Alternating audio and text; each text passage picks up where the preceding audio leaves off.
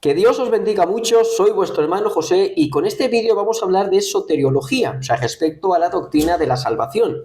Y debemos hablar de un tema que se ha debatido durante siglos, se sigue debatiendo hoy en día y se seguirá debatiendo porque, claro, lo que mentes brillantes no han resuelto durante siglos, no voy a resolverlo yo con un simple vídeo. Simplemente voy a mostrar mi opinión. Y el tema en cuestión es respecto a la soberanía de Dios y la libertad del hombre. Es un tema bastante complejo donde siempre ha costado encontrar un equilibrio verdaderamente bíblico que nos dé la solución a este problema. Yo simplemente voy a mostrar mi opinión de un solo punto de esto desde mi posición arminiana clásica, ¿de acuerdo?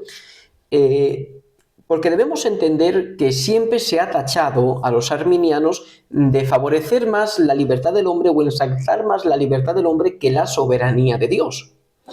Pero esto realmente es un mito, es lo que comúnmente se llama un hombre de paja. O sea, es algo que no es real, es algo que el arminianismo clásico no sostiene. Porque toda soteriología, o sea, toda doctrina de la salvación que no parta de una soberanía absoluta de Dios es una herejía. Debemos entender que Dios es absolutamente soberano, que Dios hace todo como y cuando quiere. Y así lo dice su palabra. Dice en el Salmo 135, versículo 6, todo lo que Jehová quiere lo hace, en los cielos, en la tierra, en los mares y en todos los abismos. Dice en el capítulo 10 de Mateo, versículo 29, no se venden dos pajarillos por un cuarto, sin embargo, ni uno de ellos caerá a tierra sin permitirlo vuestro Padre, y hasta los cabellos de vuestra cabeza están contados. Dios es absolutamente soberano. Él gobierna absolutamente todo. Él es el creador absoluto de todas las cosas y todo le pertenece. Por eso Dios es completamente soberano. Y toda soteriología que no parta de ese punto será una herejía, como el pelagianismo. Pero claro, el arminianismo clásico es parte de ese fundamento, de que Dios es absolutamente soberano. Entonces, ¿dónde está la diferencia con nuestros hermanos calvinistas?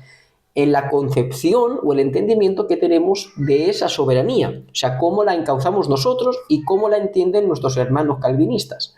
Porque nuestros hermanos calvinistas entienden que para que Dios sea soberano debe decretar todo en cuanto suceda. Esto es todavía más estricto en el calvinismo supralapsariano, que es más determinista. Pero ellos entienden eso, por eso dicen que Dios debe elegir de una forma incondicional todos aquellos que serán predestinados para ser salvos. Pero claro, debemos entender que soberanía significa autoridad máxima. Esa es la definición de soberanía. O sea, es la autoridad suprema. Dios es la autoridad suprema de todo el universo. Pero claro, los arminianos entendemos que Dios, como esa autoridad suprema que es, Él decretó que la salvación sería condicional a la fe. Dios sigue siendo soberano porque ha sido Dios quien ha decretado eso. Dios es quien ha decretado que el hombre, una vez energizado por esa gracia previniente, a través de la predicación del Evangelio, el hombre tenga esa libre decisión de aceptar o rechazar el mensaje de salvación. Por eso Dios sigue siendo soberano, porque ha sido Él quien ha establecido eso. Y esa decisión del hombre de aceptar o rechazar el mensaje de salvación no le resta soberanía a Dios, porque ha sido Él quien ha tomado esa iniciativa y ha sido Él quien ha decretado que esto sea así.